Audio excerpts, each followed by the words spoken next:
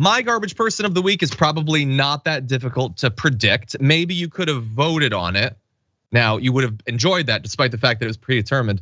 But anyway, it is Tucker Carlson, and I'm gonna say pick a reason. So the right wing, the propagandizing around January 6th, I think would be a great one.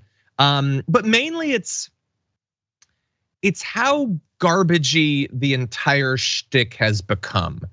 And I'm not even talking about the January 6th stuff. He would do that. If they'd given it to Jesse Waters, he would have done largely the same thing. It doesn't even matter. But it's like all the text messages of him saying how he utterly despises Donald Trump have come out. And he doesn't have to respond to it. Like he doesn't have to explain how they were taken out of context or how his opinion has changed or how his personal opinions don't matter. It's really about the move. Like he doesn't do any of that stuff because he doesn't care. Well, he understands his audience. He knows that this is just going to flow right past them. They're not going to absorb how utterly disrespectful towards them all of this is. And he just continues, just confident and mediocre and hypocritical and damaging and cruel. And I don't know, I just hate the whole thing with him. I hate what he represents in American politics. I made this point over the years, but he's the sort of person where a democracy can only survive so many of these sorts of people who make these callous, cruel calculations of what their career is going to be, what effect they're going to have on political discourse. And to do these things in pursuit of money when you came into this world rich and you knew that no matter what you did through the course of your life, you were going to die rich. To do all of this for money is just so utterly garbage, Brett. So anyway, like there's a lot of different reasons he deserves it this week, but those are some of the ones that are bouncing around in my head. What do you think?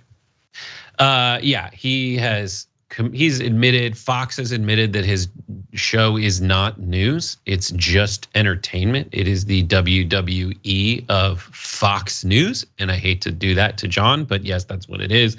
It's fake outrage, it's fake victimhood, it's taking all the videos that he was spoon-fed by Kevin McCarthy and trying to spin January 6th as something that essentially didn't happen, as a pleasant guided tour to placate and stroke the egos of his victim fantasy audience.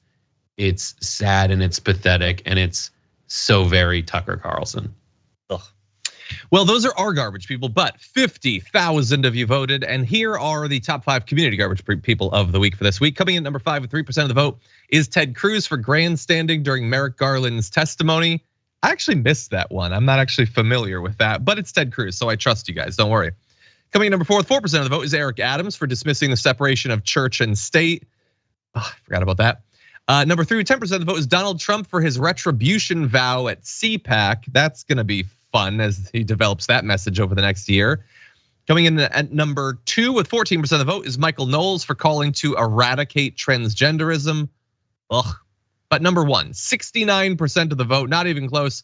Tucker Carlson, your garbage person of the week for whitewashing the January 6th insurrection. Nice. In a form so embarrassing that even Fox employees are considering leaving Fox because now their reputation has been hurt.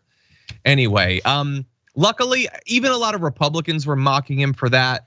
I don't think that he's swaying anyone with that. I think a lot of Republicans love what he's doing, but they've convinced themselves in the immediate aftermath of it that it was just Antifa. And then for the last 2 years, they believed that it was the best thing ever. So I don't think he's changing a lot of minds, would be my guess.